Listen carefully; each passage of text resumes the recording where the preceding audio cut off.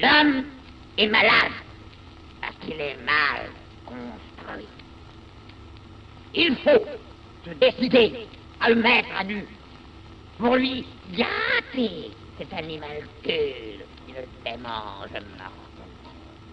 Dieu, et avec Dieu, ses organes, oui, ses organes, tous ses organes, car, suivez-moi si vous le voulez, il n'y a rien de plus inutile que organe.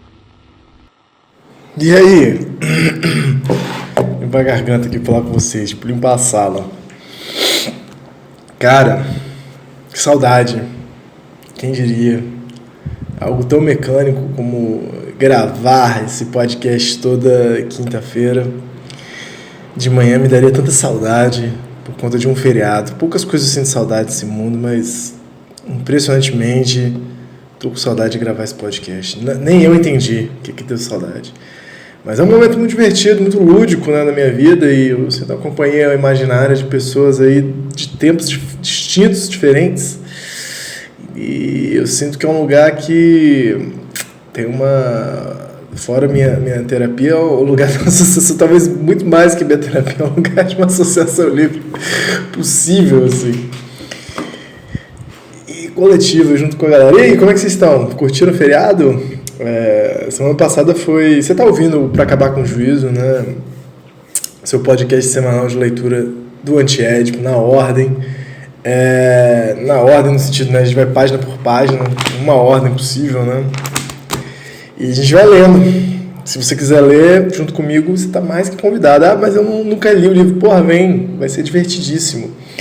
A gente vai aprender bastante, a gente vai se conhecer, vai se divertir. E não precisa ser presencial, tá, gente? Não sei se eu te falei isso, a gente grava pelo Google Meet mesmo. Mas bem-vindos aí ao Para Acabar com o Juízo, episódio número 69, se eu não me engano, por aí. Tá por aí, eu já tô perdendo as contas. E dentro do segundo capítulo, né, familismo e... Qual é o nome do segundo capítulo? O capítulo outsider da parada, psicanálise e familismo, a Santa Família. Mas eu estou dando seu valor aqui como extensão da síntese, né? A síntese do inconsciente, o problema agora é outro, né? O retorno, the comeback e tal. E a gente está lendo aí, já foi fazer 2 anos, né? A gente, eu digo eu, mas nessa multiplicidade aí, nesse N-1 que somos, né?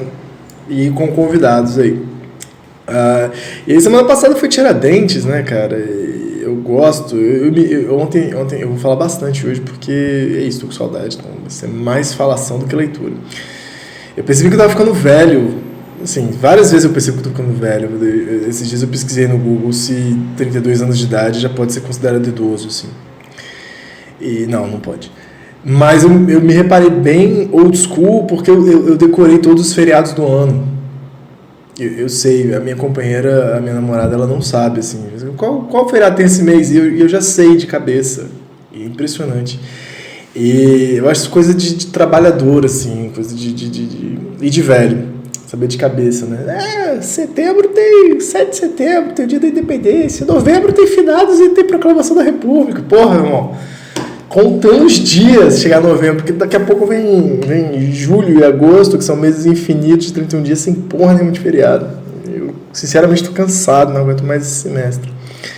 Mas, o que eu estava falando isso? Foi Tiradentes, né? Mas além de Tiradentes, foi também Carnaval, principalmente para o Rio de Janeiro e para São Paulo, assim. E aí, voltei a participar de bloquinhos de Carnaval. Tô morando aqui em São Paulo, né? E foi bem legal, cara. Pô, fui em 2, assim. Não tenho esse espírito mais jovem, né? Eu tô muito mais pra esse senhor de idade, idoso de 32, que sabe todos os feriados, né?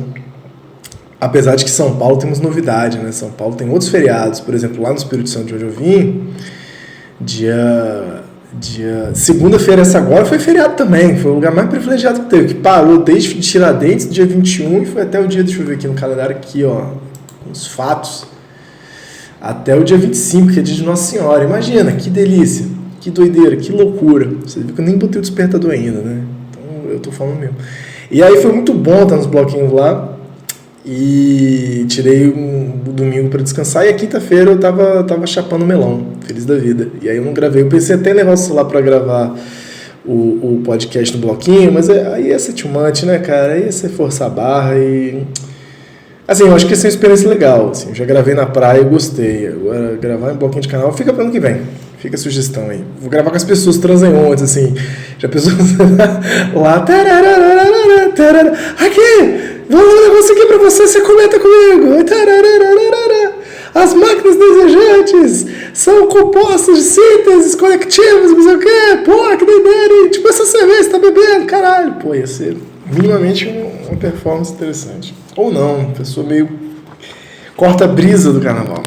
Vamos lá, 5 minutos de trelelê era o que você precisava. Antes de começar a gravar mesmo, cara, eu sempre brinco que... Sempre não, né? Sempre que eu tô com esse hábito de falar sempre, né? Sobre algo que eu faço, sendo que nem tão sempre assim. É mais um caguete mesmo. Tá. Mas nesse livro, no Antiédipo, tem muita menção ao Lacan, né? Ele é um grande diálogo também com algumas proposições lacanianas, e elogioso também ao Lacan em vários sentidos, como Foucault também é elogioso ao Lacan por dar uma resgatada na psicanálise do que ela podia ser de psicanálise do ego, de algo biologicista, os caralho. Só que eu não tenho conhecimento bacana do Lacan, assim, mal tenho conhecimento do Deleuze e do Guattari, mas Lacan tem menos ainda. E eu participo de um seminário do Lacan, não do seminário Lacan, né? Não voltei no tempo, Lacan já morreu, né? Então, você não sabe, Lacan morreu em 81, né? Mas é um seminário que se propõe a ler cronologicamente os seminários do Lacan, um seminário para ler seminários, é um meta-seminário.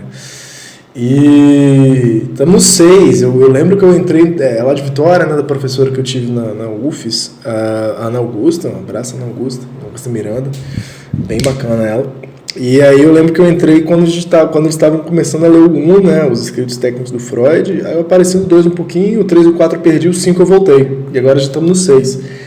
E, cara, tem umas paradas bem legais, assim, e é um cara difícil, né, é um autor muito difícil, assim, muito labiríntico, né, o conhecimento do cara, mas eu tenho achado muito interessante, assim, até tô revendo a minha postura, não que eu tivesse uma postura muito agressiva, porque eu também tenho uma humildade mínima de ver que também não sei do cara para criticar, né, mas o interesse, eu acho que tem vindo um interesse, assim, na proposta. Então eu sempre falo, olha, esse livro fala muito de Lacan, se você gosta de Lacan, vem aqui conversar comigo um pouco pra gente trocar uma ideia, por favor, não sei quem ouve essa porra aqui, né, mas um dia lá no futuro, se estiver ouvindo isso aqui, você gosta do Lacan, tem uma intimidadezinha, vem cá conversar um pouco.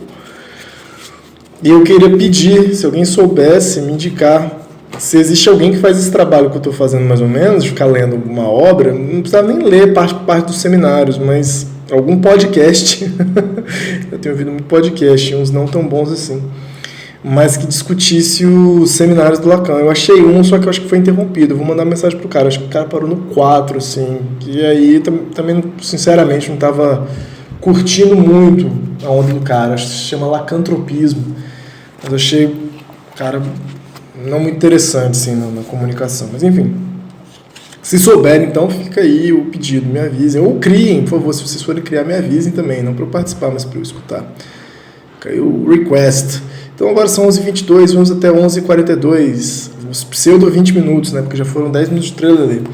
Cara, a gente está aqui no capítulo 2, então, no item, ou no parágrafo 2.5.12, simbora, segregação e nomadismo, chegando, falando da terceira síntese, que caralho, tá grande esse lugar da terceira síntese, né? No 2.5 que eles entram na terceira síntese, se empolgaram na terceira síntese, né? Eles gostam pra caralho. Deixa eu ver se isso mesmo. No 2.5 eles entram na síntese conjuntiva de consumo e já estão lá da 116 até 143. Dá quantas páginas? 4 a 27 páginas só na terceira síntese, né? Apesar de que as outras também são grandes. Não, são bem menores. Os caras safados mesmo. Os caras gostaram dessa síntese de consumo aí, que é mais esquizo, né? O negócio do sujeito ao lado. Bora lá. 2.5.12, segregação e nomadismo. O objetivo da esquizoanálise é tatue isso na sua pele. Pois, o seguinte, analisar a natureza específica dos investimentos libidinais, do econômico e do político, e assim mostrar como o desejo pode ser determinado a desejar sua própria repressão no sujeito que deseja. Daí o papel da pulsão de morte na junção do desejo e do social. Puta que pariu! Que bonito, que parágrafo lindo! Nossa senhora, já começou abalando as estruturas aí. Vamos de novo. Você que, porra, lá atrás eles definiram, eu fiquei com essa definição, gostei, não negamos a definição da psicanálise como, da esquizoanálise é um ato falho importante, da esquizoanálise como uma psicanálise política e social, uma análise militante. Então essa é a definição, uma definição possível.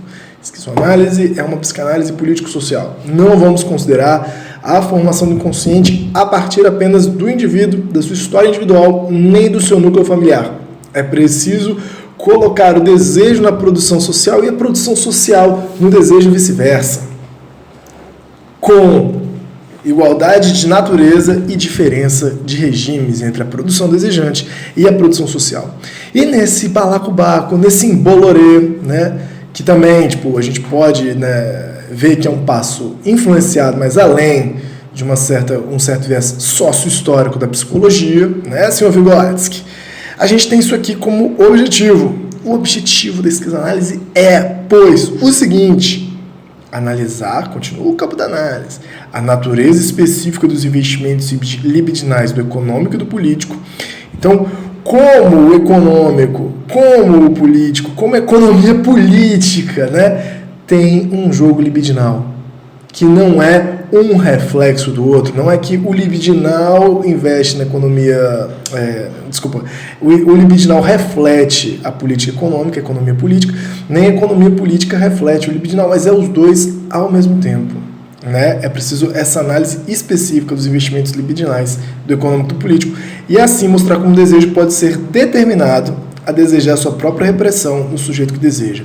Então é só a partir do viés de intersecção, de troca, de pressuposição recíproca entre desejo, economia e política, que a gente vai poder finalmente pensar por que o desejo deseja a sua própria repressão. Por que o desejo se manifesta politicamente, por que o inconsciente se manifesta politicamente na peleguice, no reacionarismo, no machismo escroto, no racismo filho da puta. Por quê? Por quê? Por quê? Tem que ver junto. Você não pode falar que é coisinha... Você não tem outra coisa... Eu estou estudando a coisa das masculinidades, né? E aí uma tendência de senso comum, mas também da psicologia, que tem o seu grande senso comum, e das ciências jurídicas e tal, dos conhecimentos jurídicos, é, diante da violência masculinista, né? Seja ela de fóruns, né, de homens pelos direitos dos homens, dos incels, essas caralho, tudo, seja pela violência doméstica, tender a uma disciplinarização individual desses agentes da violência, desses agenciamentos de violência, né, de alguma maneira, desses indivíduos serem ou patologizados, esse cara é doente porque ele é agressivo, porque ele é violento com a mulher, ou esse cara ele precisa ser recriminado, repreendido, sancionado juridicamente. Então, preso no campo do individual, seja pela parte do psicopatológico, seja pela parte do jurídico, você não pensa como que esse desejo se produz no campo social, como tem uma propensão ao desejo machista, ao desejo da repressão da própria companheira e de si mesmo, de alguma maneira, dentro do campo político-econômico.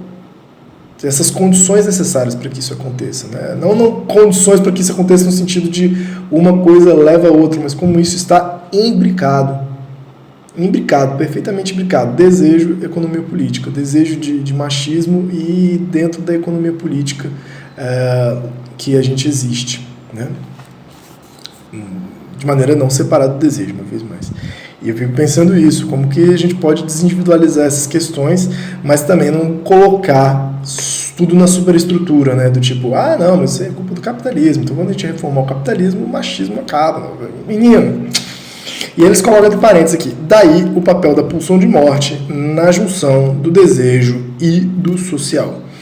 Daí o papel da pulsão de morte, dessa imagino eu, né, dessa paralisia, dessa repressão do sujeito que deseja, na junção do desejo e do social. Então, a questão da repetição, de uma paralisia, de uma tendência à destruição, desagregação, no sentido da pulsão de morte, que é algo mais complexo para se discutir na psicanálise, tanto em Freud quanto em Lacan, aqui eles estão falando, não dá para ver isso separado da economia política. Não dá para achar que a pulsão de morte, essa tendência a uma certa repetição, uma tendência à volta ao inanimado, uma paralisia, né, pela repetição, ou mesmo um instinto de desagregação, de separação, de extinção, isso não pode ser dado no campo do biológico, ou mesmo da estrutura da linguagem, mas sim no campo econômico, político, libidinal.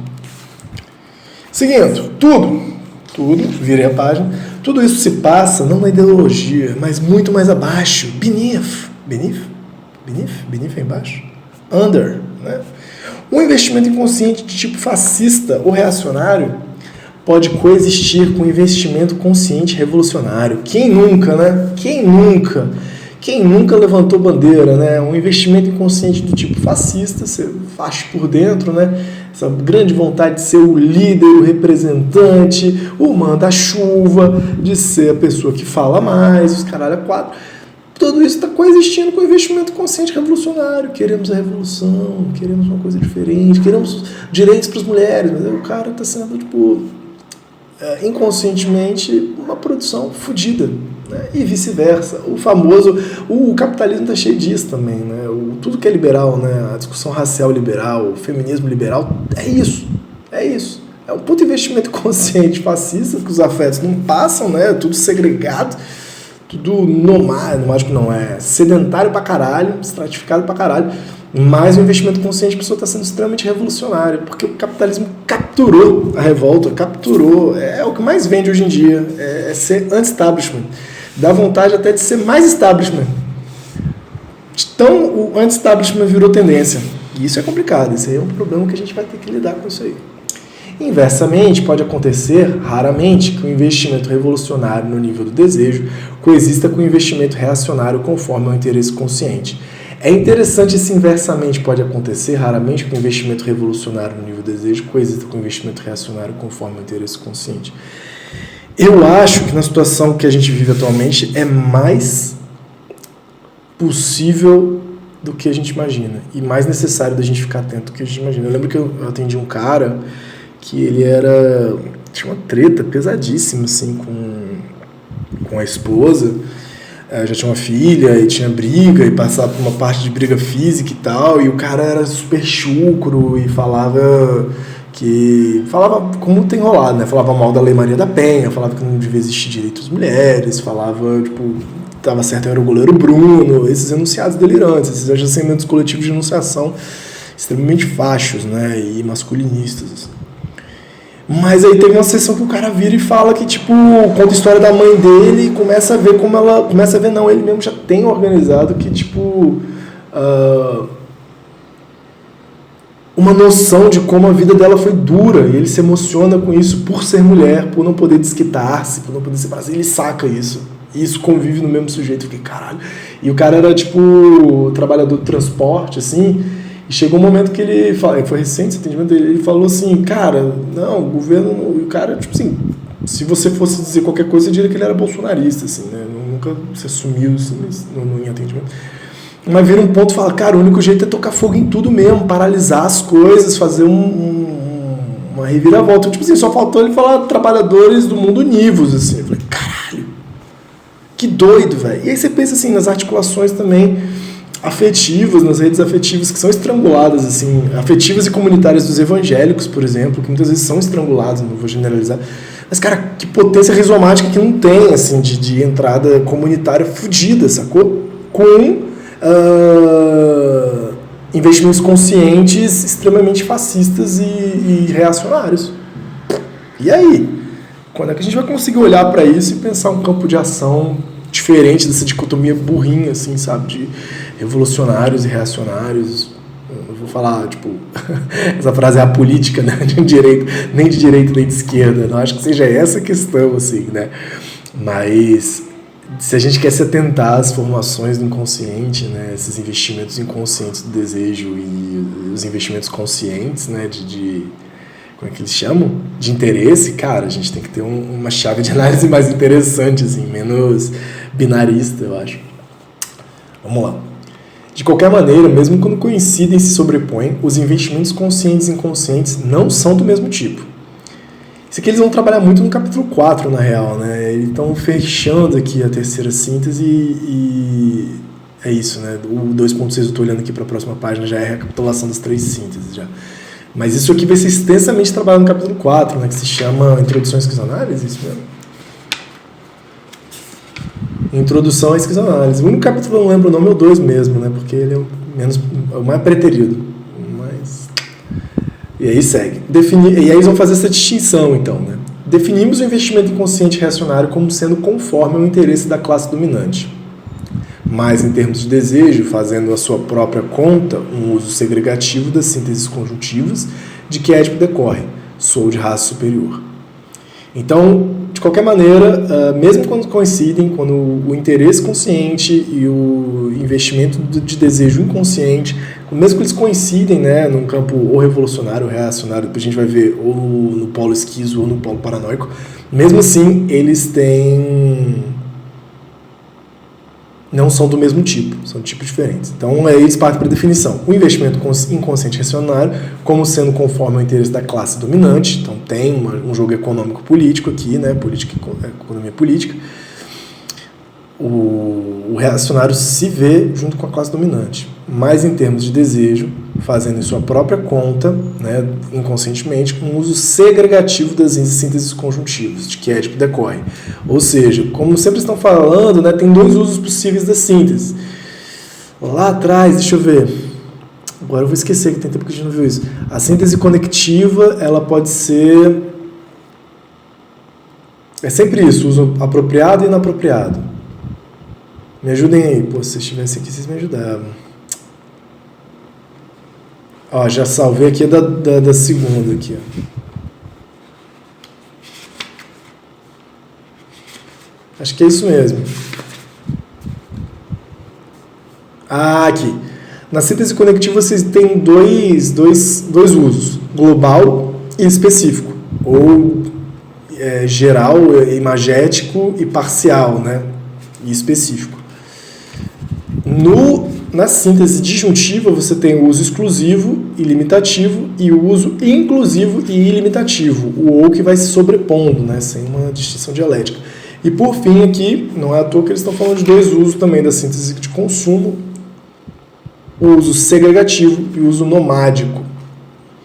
Então, como eles estão falando o tempo todo, é a ordem social que estabelece Édipo, e não Édipo que estabelece a ordem social. Então, para que haja Édipo, precisa uma identificação inconsciente com as classes dominantes, fazendo sua própria conta um uso segregativo das sínteses conjuntivas, de que Édipo decorre, que é necessariamente Édipo só existe com esse enunciado, sou de raça superior. Não é à toa que Lélia Gonzalez vai trazer que é preciso pensar a formação do inconsciente brasileiro e da neurose brasileira como uma neurose racial, a partir do racismo. A gente sofre o tempo todo, e é muito interessante assim, essa discussão do racismo e a entrada dele no inconsciente, porque a gente desvela esse apagamento da raça da própria branquitude. Que o tempo todo a branquitude está colocando, eu sou de raça superior, o mundo funciona da minha maneira, eu bato ponto porque eu sou branco, eu sou um proletariado branco, que tenho minhas exigências, eu tenho as minhas capacidades, eu tenho os meus méritos. A meritocracia funciona por conta e para a branquitude. Em todas as instituições que você tem vontade de se enforcar, seja por conta da burocracia, seja por conta da repressão, seja por conta do espaço opressivo, é o modo de funcionamento operante da branquitude, que também não está satisfeito com isso. A grande parte não faz parte de uma classe dominante que vai fazer um usufruto delicioso dessa porra toda. Ainda a gente está fudido, digo como branco. A gente ainda é trabalhador, a gente ainda passa perrengue, tem boleto para pagar, a gente ainda sofre de violência interna, externa, entre psíquicos, caralho. Mas os marcadores de raça, eles fazem distinção de quem vai sofrer mais ainda com isso. No fundo, ninguém está satisfeito, mas tem pessoas que vão estar apanhando bem mais nesse processo. Então, o tempo todo que a gente sofre de cunho libidinal e econômico-político no Brasil, cara, de alguma forma a gente está sofrendo na manutenção de uma certa branquitude, de uma certa masculinidade, de uma certa branquitude que vai parear a hierarquia a partir do, o nível é esse, você tem que estar nesse nível aqui. E aí de você se cair abaixo desse nível. Todo mundo vai ter que estar nesse nível da raça superior. Se você não é dessa raça superior, rebole, tenta chegar aqui. Não é bem esse o sentido que a Lélia Gonzalez trabalha, mas assim, ela vai pensar... esqueci o nome do texto, me desculpe. Mas está no livro que... Vou olhar aqui na voz, junto com o senhor Fanon, né? Lélia Gonzalez. Lélia Gonzalez, eu acho que já falei dela aqui, né, cara? Uma socióloga brasileira, política brasileira também, fudidaça, sinistra. E esse livro é uma coletânea dos textos dispersos dela que se chama Por um Feminismo Afro-Latino-Americano. Saiu pela editora Zahar, não pela Voz. E em algum desses textos, que eu não vou lembrar qual eu acho que talvez tenha um título bem específico, assim, tipo A Neurose Brasileira, alguma coisa assim. Tem esse livro por aqui, cara, mas agora eu não vou pegar ele, não. Mas ela vai pensar essa dimensão, assim, como necessariamente o nosso Édipo, a nossa neurose, ela tem a ver com a produção social do racismo. Tem a ver com essa competição, tem a ver com esse recalcamento da diferença de raça. O recalcamento, por exemplo, da escravidão. A escravidão é uma puta coisa recalcada, e isso retorna o tempo todo, assim. O tempo todo tem um temor, de alguma maneira, de que nós possamos ser submetidos e subjugados ao que foi a escravidão. Esse é o parâmetro. E muita gente ainda vive, né, muito na pele isso. E outras pessoas vivem com esse fantasma psíquico. Não tem como pensar a neurose brasileira sem pensar a escravidão, cara. Essa que é a doideira. Desde seus trabalhos de merda, nossos trabalhos de merda, nossos relacionamentos de merda, assim, não tem como pensar nisso. Então, é engraçado que aqui o Deleuze e o Guattari, eles já estão trazendo, assim, essa dimensão também de que Édipo só sobrevive com o uso segregativo das síntese conjuntivas que, em uma instância, fala, sou de raça superior.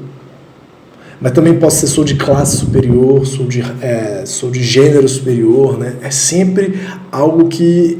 sou de uma geografia superior, eu sou diferente de vocês. Sou de uma família superior, é sempre nesse sentido de junto, me entendo junto para apartar o resto, junto com algo para apartar o resto. E ele segue. Caralho, não deu tempo ainda, eu falei, igual o pinto no lixo aqui. Mas vou terminar esse parágrafo porque ele é muito bom e falei bastante, acho que o despertador já vai tocar. O investimento revolucionário inconsciente é tal que o desejo, ainda a seu próprio modo, recorta o interesse das classes dominadas, exploradas, e faz correr fluxos capazes de romper, ao mesmo tempo, todas as segregações e suas aplicações edipianas, capazes de alucinar a história, de delirar as raças, de inflamar os continentes. Então esse aqui é outro nível de investimento, não mais segregativo. Vou botar um sonequinho aqui, mas o uso nomádico, onde o investimento revolucionário consciente o tempo todo, gente, isso aqui vai estar, essa é a fé dos caras, sacou? É tal que o desejo, ainda a seu próprio modo, recorta o interesse das classes dominadas, passa por isso, exploradas, faz a transformação do instinto int na sociedade, e faz correr fluxos capazes de romper ao mesmo tempo todas as segregações de suas aplicações edipianas, capazes de alucinar a história, de delirar as raças, de inflamar os continentes. De alguma forma, o delírio do amor evangélico, por exemplo, das comunidades, pode fazer isso, essa passagem rizomática de, apesar da fundição de classe que as pessoas podem existir, eu estou pensando numa comunidade evangélica pobre, por exemplo, poder, de alguma forma, se afetar de uma outra forma que não nesse uso segregativo, assim, né, que a sociedade coloca de alguma maneira. E isso é brecha para muitas outras coisas implodirem esse Édipo, implodir esse sou de raça superior, porque o tempo todo, sim, os evangélicos vão dizer, eu sou de religião superior também. Tem esse uso segregativo o tempo todo. Tem o mundano e tem o evangélico, né? Nem sei qual é o outro termo. O mundano é aquilo que não presta, né? Música do mundo e tal. Sacro, sei lá qual que eles falam. Mas, ao mesmo tempo, tem várias coisas que estão fugindo. Tem igarapés, né?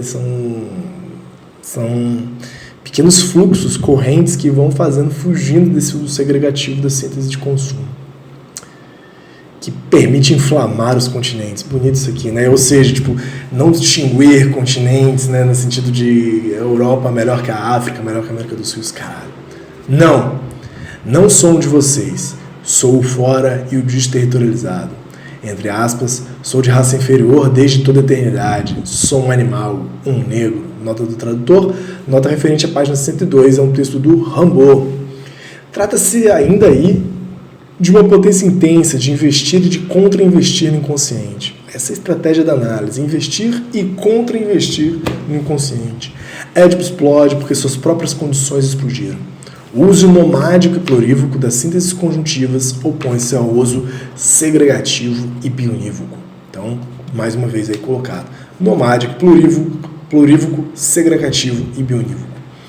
Essa coisa de sou um animal, sou um negro, sou sempre de raça inferior, esse é o nomádico. Você não vai me enquadrar, você não vai me... E esse é o desejo. O desejo é nomádico por esse sentido, assim. Ele é a máquina de guerra no sentido de desorganizar o que for tentativa de organização do Estado, de estratificação rígida e fechada. Não que isso elimine os estratos, porque não é uma dicotomia, não é uma oposição, mas é algum funcionamento de uma aposta de constância. Constância nesse sentido de desfazimento, de diferença. O delírio tem como que dois polos. Essa é a grande tese lá do capítulo 4. Racista e racial, paranoico segregativo e esquizonomático.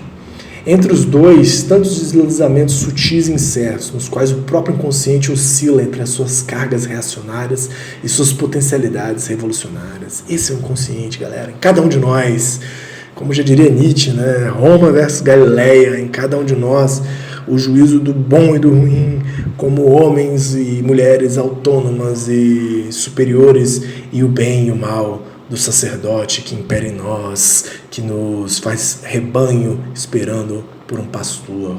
Um só rebanho, nenhum pastor. E essa briga está dentro da gente. Até o próprio Schreber se torna grande mongol a ultrapassar a segregação ariana. Então até no delírio do Schreber, né, muito mencionado aqui, inclusive estou com um livro do Schreber aqui na frente, do Sr. Freud, né, o caso do Schreber. O livro do Freud, né, não do Schreber. Até ele, no delírio extremamente paranoico, reaça, nobre, né, porra, ele era austríaco, eu acho, né? E aí tem uma puta coisa proto-nazista ali, né, de segregação ariana, o cara mete o sou mongol, sou mulher, Deus tá me comendo com raios do sol. Porra, tá ligado? É complicado esse bagulho do inconsciente. Daí a ambiguidade dos textos de grandes autores quando manejam o tema das raças, fértil em equívoco como destino. A esquizoanálise deve aqui desemaranhar o fio. Até o Arthur também dá umas gastadas meio erradas, né? Umas piras erradas nas raças.